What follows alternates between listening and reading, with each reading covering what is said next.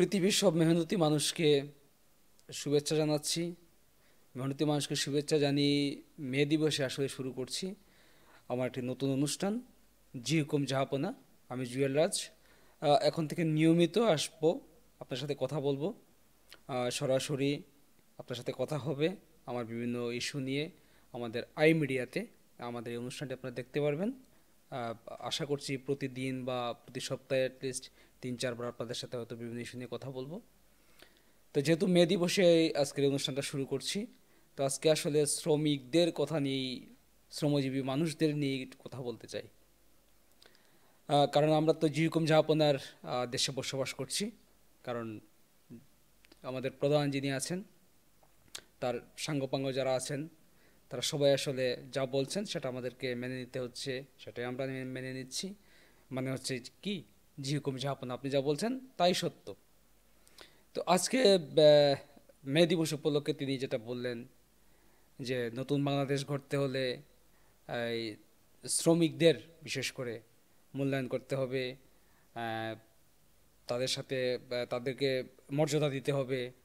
কিন্তু আসলে বাস্তবতা কি? এই যে বিগত 8 মাস আমরা কি দেখলাম? শুধুমাত্র নারায়ণগঞ্জ নারায়ণগঞ্জে যেটা দেখলাম একটা প্রতিবেদন পত্রিকার, গত 3 মাসে 19টা কারখানা বন্ধ হয়ে গেছে, কয়েক হাজার শ্রমিক সেখানে চাকরি হারিয়েছেন। এবং সেটা শুধু মহিলা শ্রমিক না, গার্মেন্টস কর্মী বলতেই আমরা মহিলা শ্রমিক বুঝি। মহিলা শ্রমিক না, সেখানে অনেক পুরুষ শ্রমিকও আছেন, মহিলা শ্রমিকও আছেন। বিগত 6 মাসে চট্টগ্রামে ছোট বড় মিলিয়ে 52টা পোশাক কারখানা বন্ধ হয়েছে। কাজের আদেশ কতটুকু কমেছে সেটা নাই বললাম, সেটা বিশাল অঙ্কের এক, সব কিছু মিলিয়ে গত 1 বছরে, মানে 1 বছর বলতে কি, গত 8 মাস শুধু যদি আমরা ধরি, এই যে অন্তর্বর্তীকালীন সরকার, আমাদের হুজুর যিনি আছেন, জি হুকুম জাহাপনা আমরা যাকে বলছি, তার সময়ে 140টি কারখানা বাংলাদেশে বন্ধ হয়ে গেছে, শুধুমাত্র পোশাক কারখানা। এবং সেখানে লক্ষাধিক কর্মী চাকরি হারিয়েছেন। আমরা যদি ধরি বেক্সিমকো কোম্পানি, 15টি পোশাক কারখানা ছিল তাদের, সেখানে 40,000 কর্মীকে ছাঁটাই করা হয়েছে, যেহেতু বেক্সিমকো সরকার গ্রহণ করে নিয়েছেন। তো সব মিলিয়ে যতটুকু জানা গেছে বিভিন্ন পত্রিকার বরাতে, 155টি কারখানা, 1,34,000 কর্মী চাকরি হারিয়েছেন এই পর্যন্ত। সেটা হচ্ছে ধরেন সংবাদ মাধ্যম, এবং যদি সরকারের তথ্য বলেন, যেটা মিডিয়াতে এসেছে, মিডিয়াতে অনেক কিছু আজকাল আসছে না, আপনারাও জানেন, আমিও জানি।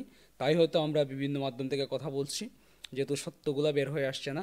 তো তাদের ভাষ্যমতে, আমাদের কাছে এর বাইরে কোনো তথ্য নাই, তাদের ভাষ্যমত হচ্ছে 155টা কারখানায় 1,34,000 কর্মী শুধু চাকরি হারিয়েছেন। এবং যেহেতু জীবনযাপন কঠিন হয়ে দাঁড়িয়েছে, দেখা গেছে হয়তো কোনো কারখানায় স্বামী চাকরি করেন, তার স্ত্রী অন্য কারখানায় চাকরি করেন, দুইজন মিলেমিশে হয়তো তারা একটা সংসার চালাতেন। কিন্তু যেহেতু একজনের চাকরি চলে গেছে, একজনের আয় দিয়ে তাদের সেখানে চলা সম্ভব না। তো তারা কি করছে, আরেকজন যিনি ছিলেন তিনি কিন্তু সেই চাকরিটা ছেড়ে দিয়ে হয় গ্রামে ফিরে গেছেন, অথবা অন্য কোনো পেশায় ফিরে গেছেন। তো এই হচ্ছে বাস্তবতা। এবং শ্রমিকদের উন্নয়ন উনি করবেন, কিন্তু কারখানা প্রতিনিয়ত বন্ধ হচ্ছে, প্রতিনিয়ত লোকজন চাকরি হারাচ্ছেন। আহ, শুধুমাত্র তারপরে আরেকটা দেখলাম যে গাজীপুরে 54টি কারখানা বন্ধ হয়ে গেছে, নরসিংদীতে 23টি কারখানা বন্ধ হয়ে গেছে, আশুলিয়ায় 18টি কারখানা বন্ধ হয়ে গেছে। আহ, এই যে কয়েকটা কারখানা বললাম, সেখানেও প্রায় লক্ষাধিক শ্রমিক চাকরি হারিয়েছেন। আহ, শ্রমিকদের মঙ্গল করবেন এই 8 মাসে ডক্টর ইউনূস?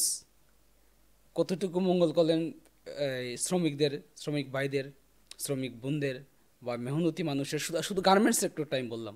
এইভাবে ক্ষুদ্র শিল্প কারখানা বাংলাদেশে এই গত 8 মাসে লক্ষাধিক শিল্প কারখানা বন্ধ হয়ে গেছে। এবং কিছু বন্ধ হয়েছে যারা বিভিন্ন সময়ে আওয়ামী লীগকে সমর্থন করতেন, বা হয়তো বা তার সাথে বিভিন্নভাবে জড়িত ছিলেন। কারণ যেহেতু 15 বছর আওয়ামী লীগ দেশ চালিয়েছে, সরকার ক্ষমতায় ছিল, বা তার ব্যবসার কারণেই হতো, বা তা সরকারের সাথে বা সরকারের বিভিন্ন প্রশাসনের সাথে তাদের একটা যোগাযোগ ছিল। শুধুমাত্র এই সমস্ত অজুহাত দেখিয়ে অনেক কারখানা দখল করা হয়েছে, বন্ধ করে দেওয়া হয়েছে। তো বাকিটা আপনাদের উপর, যেরকম যা আপনার এই সময়ে আমরা কি উনি কি শ্রমিকদের নিয়ে নতুন বাংলাদেশ গড়বেন, নাকি শ্রমিকদের কর্মসংস্থান থেকে বিতাড়িত করে নতুন বাংলাদেশ গড়তে চান, নাকি শিল্প কারখানা আসলে বাংলাদেশে বন্ধ করে দিতে চান? এর পেছনে কারণ কি? নাকি অন্য কাউকে সুযোগ দেওয়ার কথা ভাবছেন তারা? অন্য কোনো দেশ, অন্য কোনো গোষ্ঠী, আমরা জানি না। তো যারা শ্রমিক ভাই আছেন, যারা চাকরি হারিয়েছেন, তাদের প্রতি আমাদের সহমর্মিতা থাকলো। অবশ্যই আমরা নতুন বাংলাদেশ গড়তে চাই, তবে চাকরি হারিয়ে নয়, শিল্প কারখানা বন্ধ করে নয়। বাংলাদেশ আমরা দেখেছি বিগত 15-20 বছরে যে জায়গায় দাঁড়িয়েছিল, অর্থনৈতিকভাবে যে মজবুত জায়গায় দাঁড়িয়েছিল, সেটা সম্ভব হয়েছিল দেশের মেহনতি মানুষের কারণে, শ্রমিকদের কারণে, শ্রমজীবী মানুষের কারণে সেটা হয়েছিল। শুধুমাত্র পোশাক শ্রমিক না, সব ধরনের কৃষক, শ্রমিক, এই মানুষদের কারণে হয়েছিল। কিন্তু সেই মানুষদেরকে যদি এভাবে বঞ্চিত করা হয়, এভাবে কারখানা কলকারখানা বন্ধ করে দেওয়া হয়, আমরা জানি না কোন বাংলাদেশ আমাদের জন্য অপেক্ষা করছে। ধন্যবাদ সবাইকে। আজকে এই পর্যন্তই। অন্য কোনো প্রসঙ্গে আবারও কথা হবে। ভালো থাকবেন সবাই।